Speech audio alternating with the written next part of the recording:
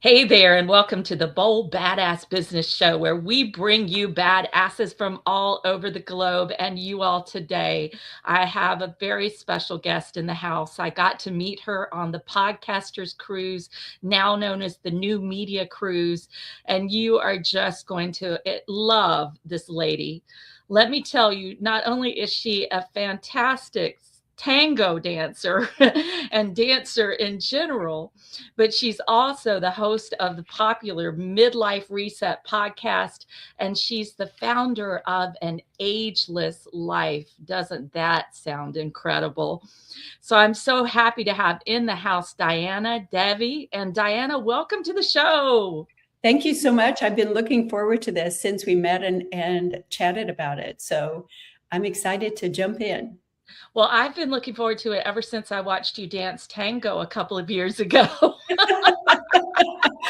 That's one of those things. It is just such a passion, Exactly. And I said that woman has passion.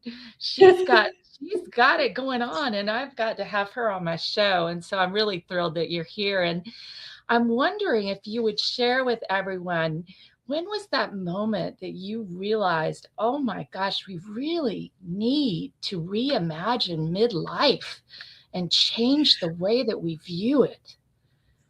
Yeah, I was in my mid 50s or early to mid 50s, and things started changing. And I'm like, well, I'm not exactly sure I really like the direction that this is going. And, it's like, what is going on here? Has an alien invaded my body? What's the deal?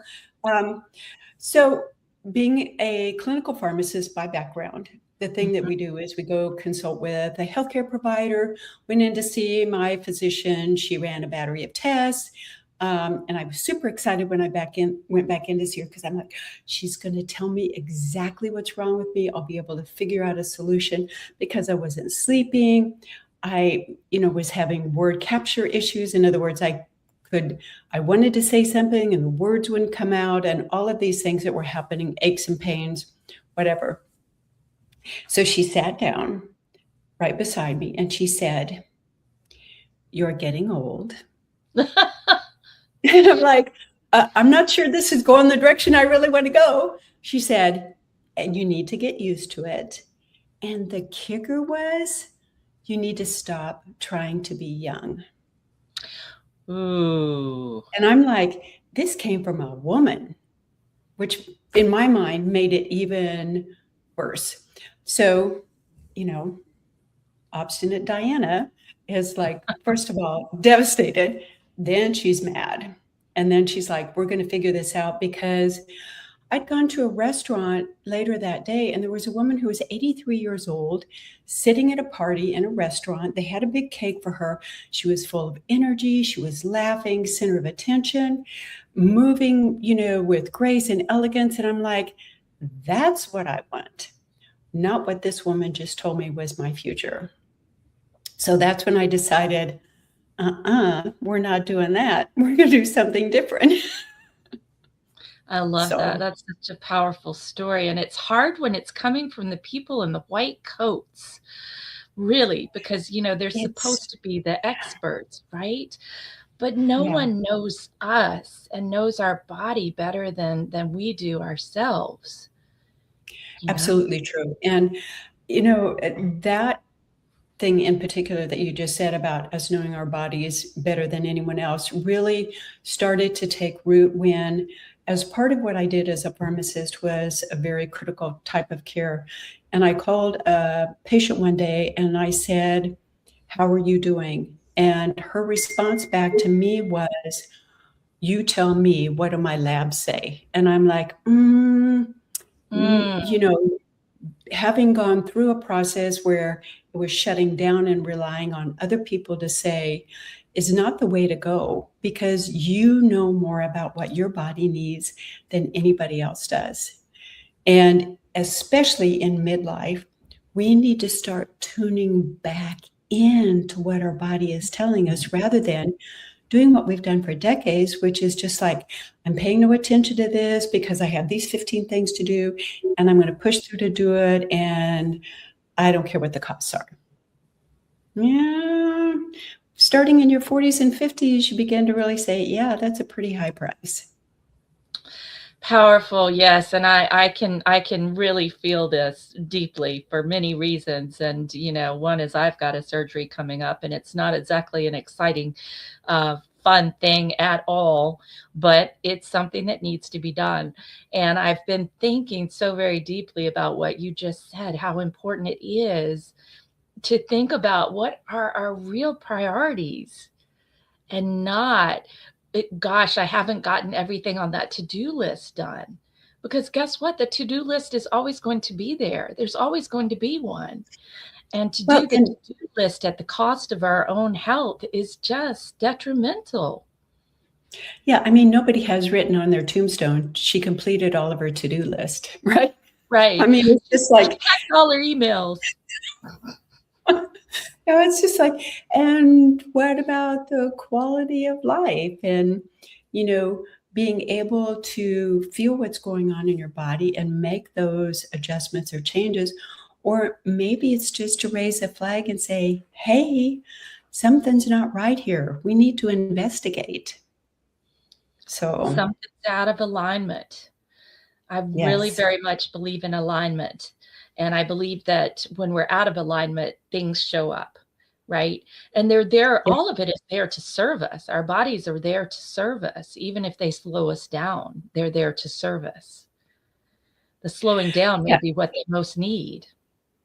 And I think that's exactly what happens a lot of times. I know even for me within the past couple of months, I was doing a bunch of stuff and trying to reorganize and change things around and that kind of stuff.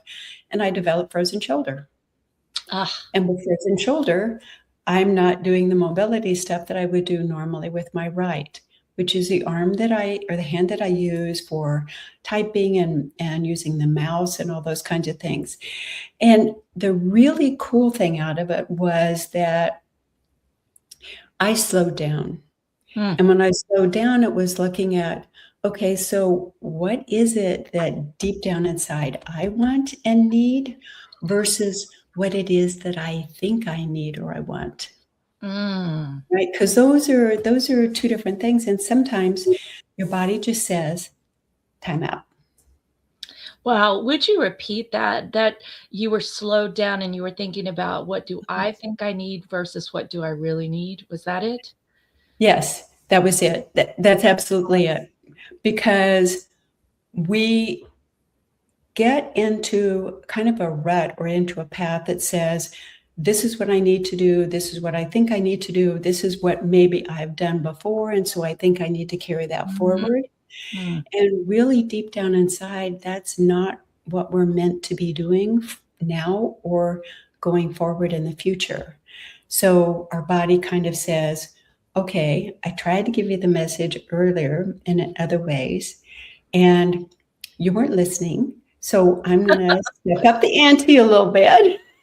You're gonna get the cosmic 2 by 4 all over your head, Yeah. crash. Yeah. And, mine is not super severe. I can still function, I can still do things, but it caused me to take a pause. And because of that pause, there are two or three things that I've decided, you know what? After I stepped away from it for a while, I don't want to go back and do that anymore. For you. I want to do something else with my time. I love that. So, getting that time to slow down and step away gives us such a perspective to come back to it, and either we're gonna come back with a renewed interest, like, "Wow, I really do. Before I wasn't quite so sure, but now I really missed this, and Yeah. I wanna do it," or we come back to it and we say, this isn't who I am at all anymore. Yeah. This doesn't fit." And hopefully we drop it. Absolutely. And that, for me, it was very much reaffirming because I know the dance and the body work and all of those things that I Mhm. do are something that are really important for me to continue. And for me, it was like prioritizing and figure out how can I use those things now in a different way. But also, I was looking at, okay, so I have a podcast, I send out emails, I do all of this kind of stuff. You know, Do I really want to continue to do that? Yeah, absolutely. It excites me. And having that break away from everything else, being able to really feel when I sit down and record that excitement that Yeah. happens, or when I'm going through and putting together my notes as to what I'm going to talk about, it was exciting. And so I'm like, we are on the right path with that. These things can go away. That's fantastic, and all of that out of a frozen shoulder that was there, obviously, to slow you down from some of the clerical administrative stuff that you've been doing. Absolutely. I would imagine some of that stuff is on the, no more list. It is on the no more list because it's one of those things where it's like, well, I didn't do it for 2 or 3 weeks, and what really happened, and did I need to do it, and how do I do things in a different way so that I don't need to do that, or maybe I do it in a batch mode, or, all those other kinds of things to really shift it around. And I think that's one of the big advantages of being in midlife, Mm. is that we have the experience of our life so far that we can use to make the decisions about what we want for today and going forward. Yes, we've got plenty of wisdom and experience, or at least hopefully we have plenty of wisdom and experience by this time, and it's accumulated, right? And so there's a Absolutely. cumulative power there. The yeses and the nos and all the wisdom of what worked out, what didn't work out, what we enjoyed, what we didn't enjoy. We really have a lot of information, a lot of data to base our decisions on. When I think about it, our lives are like the data, aren't they? Yes. You got this data bank and this data bank because your body is a data bank of the stored energy, emotion, and all of those kinds of things. So you got the two of them to rely on. And really, at this point in our lives, we're starting to step away from what everybody's telling us we should do and really looking at, okay, so my superpower in midlife is I don't have to listen to that. I don't have to go do things that I don't want to do anymore just because someone asked me if I wanted to. So there's all of that clarity that starts to happen, and being able to embrace it rather than trying to push yourself through. I love this. I love this, Diana, because it just really speaks to my own situation, but I know it's speaking to a lot of our listeners, because once we get to that point, we realize, well, I'm I'm 59, right? We realize, well, maybe I have 30, 40 more years or 20 more years. We're not Right. sure, but I'm at least probably halfway through my life, at Yeah. least halfway through my life. And so now the question is, what happens with the rest of it? What do I do? What do I spend it on? Who do I spend it on? How do I spend it? And getting really clear, getting a clear vision about that is so important. And the vision is not the same as when we were in our 20s just starting out. No, I jokingly say I'm still trying to figure out what I want to do when I grow up.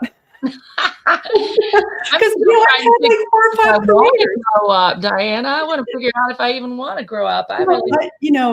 I figured growing up is really vastly overrated. So So that's powerful. Well, how just to understand it and make this concrete, what are some of the adjustments, the practical adjustments that you've seen yourself making to embrace that superpower of, I'm going to call it discernment, yes. this powerful superpower of, hey, I've been through all of this, I've made it through, I've survived, I have lots of life experience, and here's what I discern, and here's what I choose to spend my time on, and here's how I choose not to spend it. Um, what are some of the adjustments, the practical adjustments that you could suggest to everyone listening? So one of the biggest ones is understanding that no is a complete sentence. Mm, You don't have to explain it. You don't have to give detail. You don't have to apologize for it. No is a complete sentence. And sometimes people have a hard time saying no. So my recommendation is, if that is you, when someone asks you to do something, rather than automatically saying yes, pause, take a breath, and feel what your body feels Mhm. when you're asking, should I say yes or should I say no? I simply say, do I want to do this? And generally my body's like right away, so no or yes.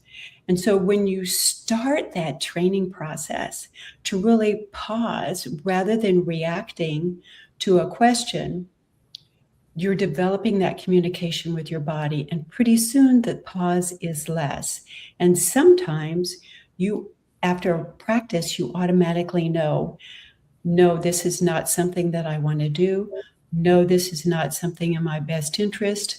Um, and that's starting that process, because when we say yes to things that we don't want to do, we start to stress our system. And as we go through midlife, our hormone levels change. And when our hormones levels change, our reaction to stress changes. In other words, we are more sensitive to stress. Mm. Being able to take out the stressors is huge. Mhm. So that's one thing. I love that. I want to say something too, if I may, about that, listening to the body's wisdom. You know, we all have cues from our body, and we can even douse with our body. So you can sit forward on your seat, you know, and you can ask the question, should I blank? And you fill in the blank with whatever it is. Should I take XYZ speaking engagement? Is it in my best and highest interest to do so? And ask the question. Like, I had someone ask something of me recently, the other day, yesterday actually, and I just didn't feel that I wanted to do it. So I asked, that was initially. And so I sat and I asked my body, should I do this? Blank, blank, blank. And my body just leaned backwards, just leaned back, Yeah. just moved back. And if it's a yes, do I want to talk with Diana right now? My body just leans forward naturally, which is dowsing with the body. So we can actually listen to our bodies that way. And we can also feel if we feel a feeling of constriction or of expansion. Yeah, those are great things. I like to do the body dowsing, and when I first started doing this, I would do it from a standing position. Yes. I would stand with my feet about shoulder width apart, and I would clearly set up the intention. Forward means yes, back means no. Yep. And it's to the point now where my brain is because it senses even the slightest movements.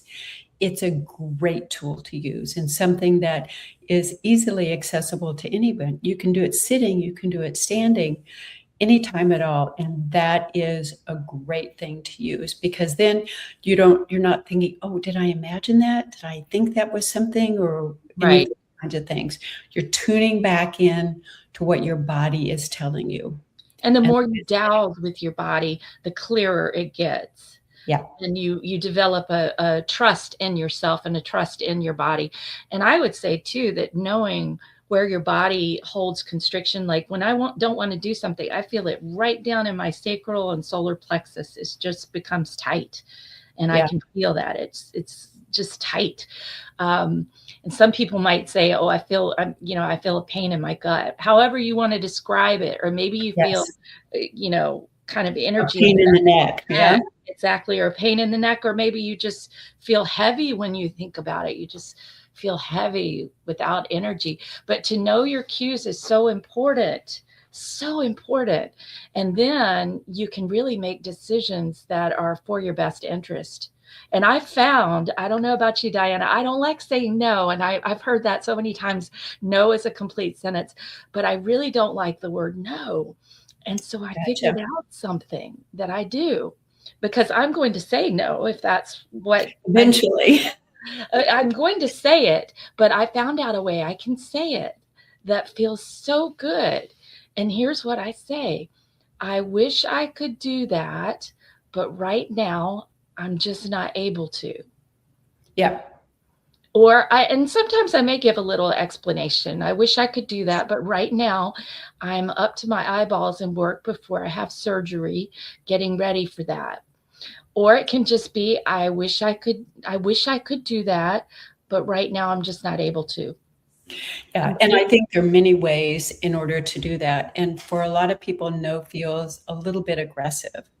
Um, and so figuring out whatever languaging you need, and sometimes I've even said, "Thank you so much for asking, but," right? Because and it might be something that you enjoy the person and but this is just not your thing. I So love being the able way to you figure just it out. did it. Thank you so much for asking, or even thank you so much of thinking of me. And I'm going to need to say no right now.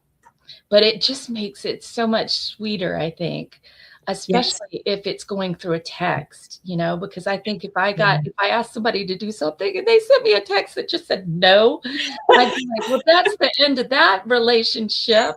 I'm done with you." Yeah. I mean, usually when I use the word no, usually there and nothing else, there are a couple of scenarios. One is in the dance environment in which somebody is being, usually if you say no, there can be many different reasons, but there's almost a cultural thing associated with not having to explain yourself or those kinds of things. And it's pretty much associated with the dance and that kind of thing.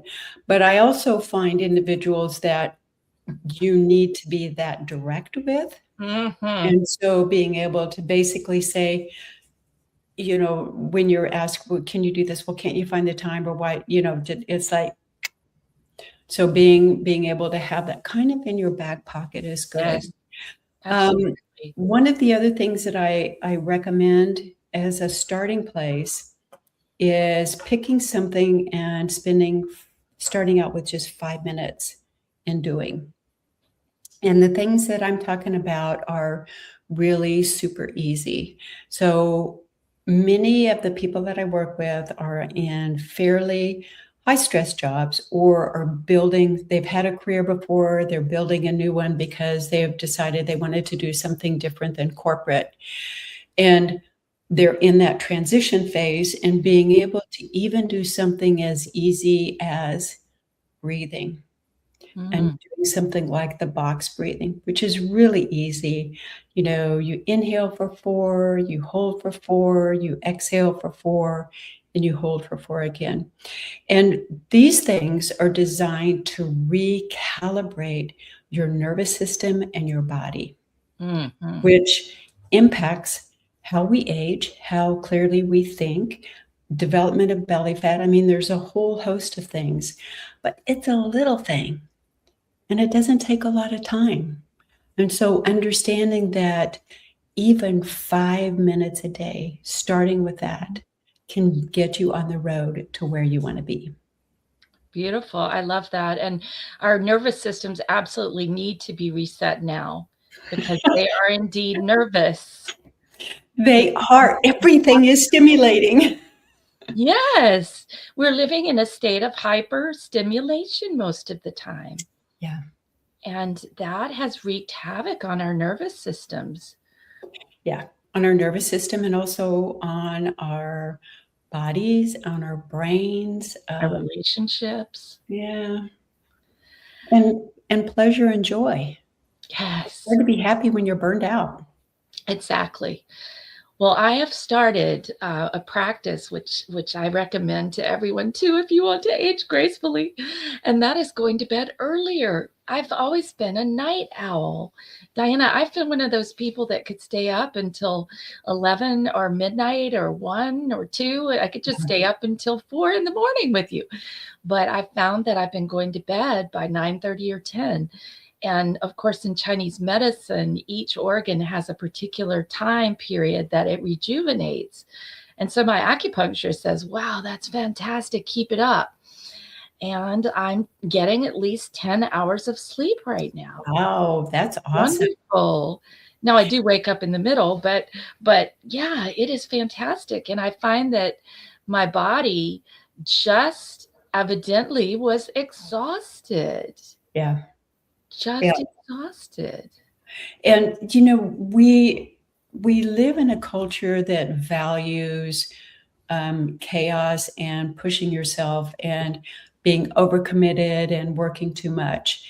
And in simplified terms, the sleep is when your body takes out all the trash in the brain and in the body, right? Because it goes through and basically gets rid of the toxins that have accumulated.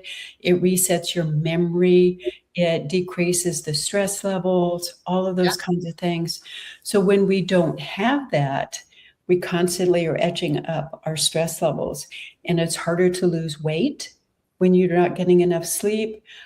You can't think clearly. Your inflammation is higher, so your body's achier, a whole host of things. And I know with tango, at least this is pre-COVID, I would go out and dance till 2 o'clock in the morning.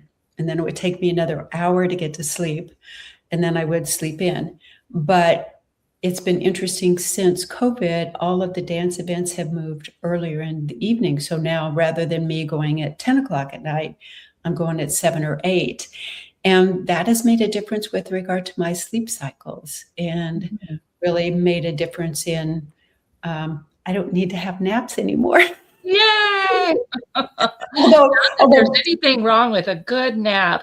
no, I always say, when you want to take a nap is a sign that you're an adult. I mean, that's what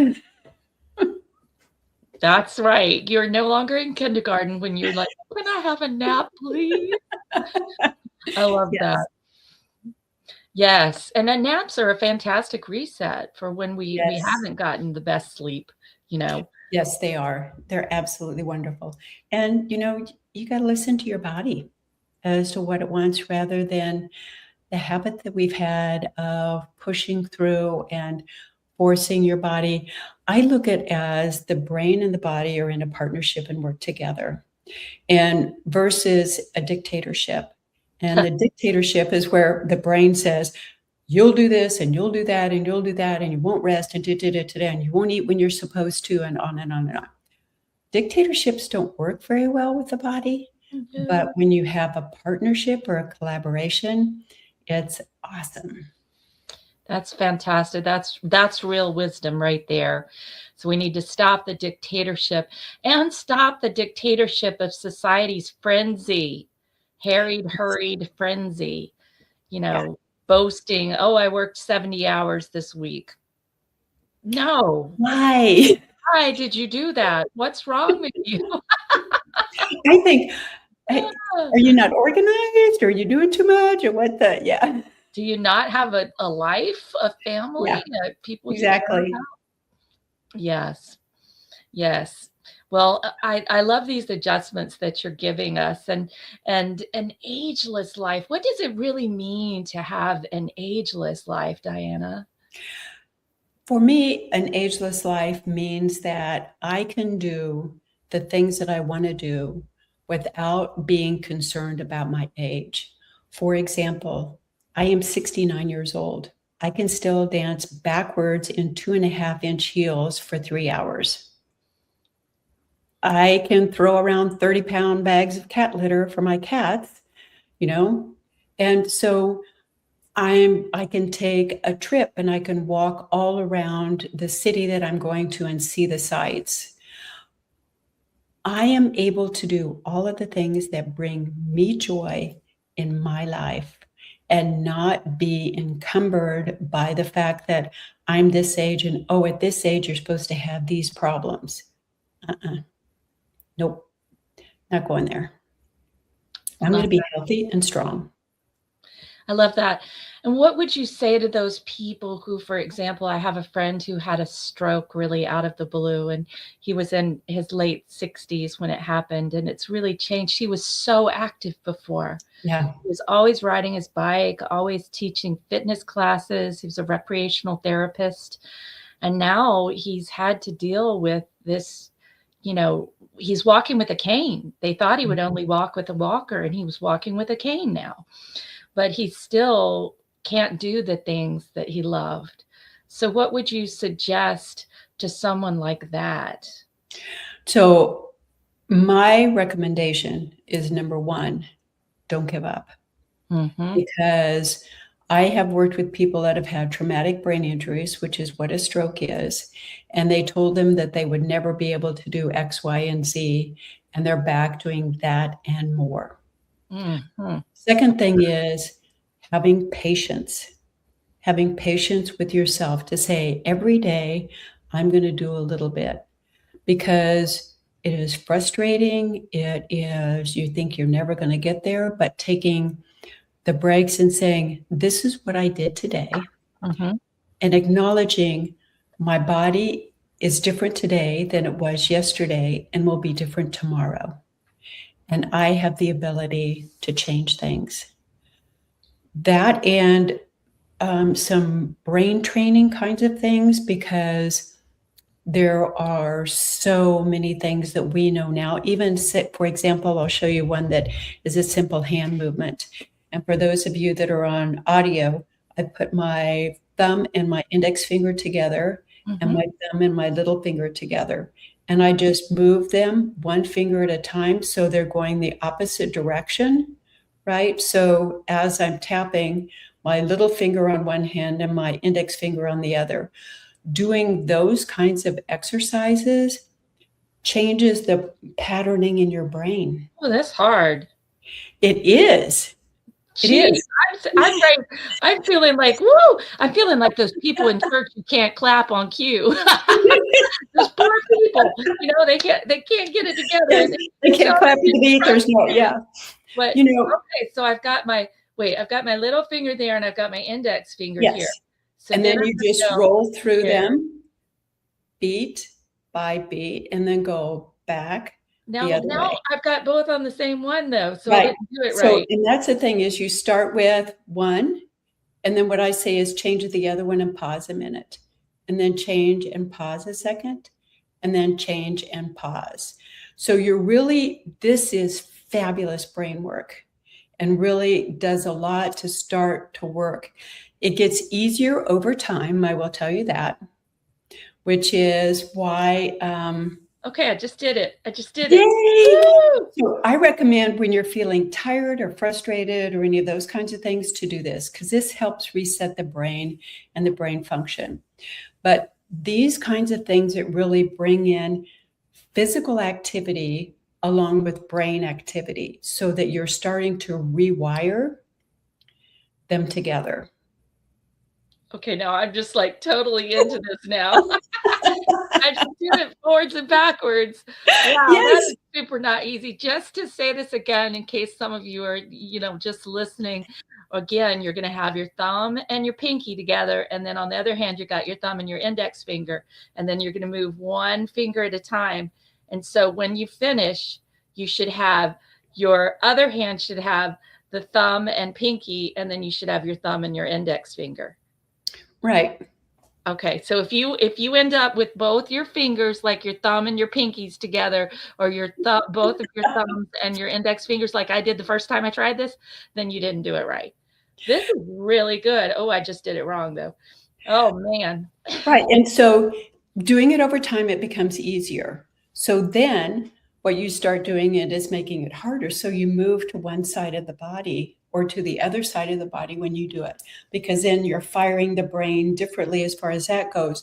But all of these things bring the physical and the brain mental together, which we separate them so much in our society, and we need to join them back together. So now when we're starting to notice that something is off, rather than waiting until it's a disaster, we know that something is going on. For me, for my frozen shoulder, I had massage therapy, I did muscle activation, a lot of these things, which really made this much, much less than it could have been. Beautiful. And So, that's another thing I think you're bringing to us, is to have your toolbox.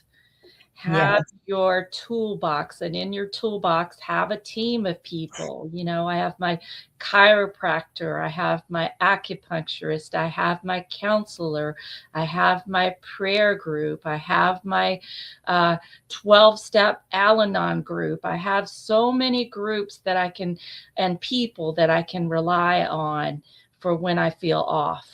Yep. What Yeah. are some of your favorites? What's your team? Who's your team? So I have a person that I work with who a couple of different areas. One is a muscle activation, one is a massage therapist. And my massage therapist is somebody who has taught massage for years. She's an athletic trainer. She knows how to tape bodies, those kinds of things. I have, and I consider him part of my team too, is I take online Zoom classes, tango. And it's all about the exercises that I need to do. And he can help me with movements and those kinds of things as far as that's concerned. I have other people that are like a nurse practitioner that I know that I can consult with. I have somebody who does EFT I Yes. can consult with. I have somebody who does stuff with NLP and family dynamic stuff. So I've got this group of people that I know that we call each other and talk to each other when we need each other. And that's really amazing to have. Yes. And I think that it starts with you connecting with your body. And sometimes we don't always see it. And sometimes we need to reach out to somebody else to help us see what that is. But yeah. So important, Diana, especially as we add years. Yeah. I don't want to say as we age, but as we add years to our birth dates, as we go through more birthdays, so important to have a groups that we can be part of and people we can rely upon, especially if we are single. I think that is so essential. And it's really important for everyone listening, be resourceful. Who do you need on your team? Remember that your business team isn't just like your badass business coach. It isn't just your ageless life goddess consultant. It's all of those people that we named, and your virtual assistant, and you know, your massage therapist, and all of these people who add to your health and well-being. And I've got a couple of girlfriends that I can text or call or whatever. And, boom, we know that we can just tell, usually before even the text or the phone call comes, one of the two of us, one of us, and yeah, so having that kind of support system, so to speak, is really important. And it also really helps alleviate stress, for lack of a better term, Yeah. but understanding that we're all part of something. One of the things that I really, really like about the dance community and about dancing is that when you touch someone or someone touches you or you pet your animal, there is a hormone called oxytocin that is released. That is the connection hormone. Mhm. Now, you don't have to have a pet. You don't have to have somebody hug you. You can do this yourself. You can basically, I'm just taking one arm over the other and I'm hugging myself and I can rub my arms, and that is starting the release of oxytocin. Now, Beautiful. I prefer it through tango dancing, but still, I've got cats. I pet my cats. It's the same thing. So being able to understand that that might be what you need at that point in time for that connected feeling, but being able to just do that hug and rub does wonders for the body and the brain. I know a $1 million business coach who says start and just do this, and then you do on your forehead, and then do under your eyes Mhm. and the side of your face, and then I forget what else.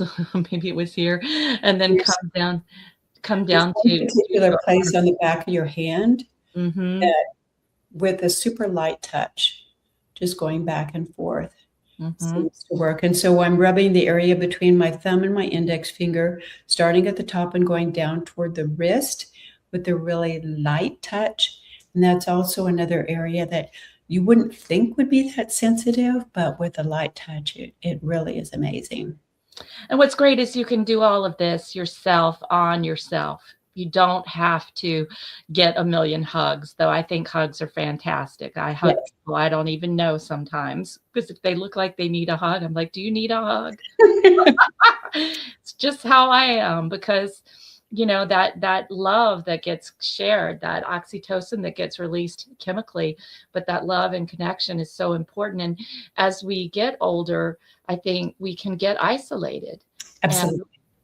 we can feel like we don't have all of the activities that we used to have in place. And it's important that we stay engaged. You used that word before, that we stay engaged in all sorts of ways, with communities, with our work, with volunteer work, with various things that we are part of, because otherwise it's just too easy to stay at home, isn't it?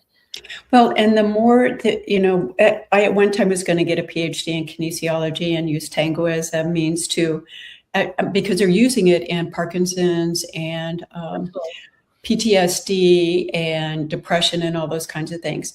But from that work that I did there, the studies that show that when your world becomes smaller as you get older, it is a great predictor of death, because you start to circle in and circle in, your world becomes smaller, and it impacts longevity. So really having at least more of an open, even in your body posture and positioning, right? Having that openness to the world and breathing makes a difference. Beautiful. Wow. So we want more longevity, folks, do we? Yes, I hope we do. But we want to keep open posture, and we want to keep open to possibilities, and open and out and about in those things that we care about, that are our highest values, right? Yes. To do all those things. Well, I can't believe it's already time for us to wrap, Diana.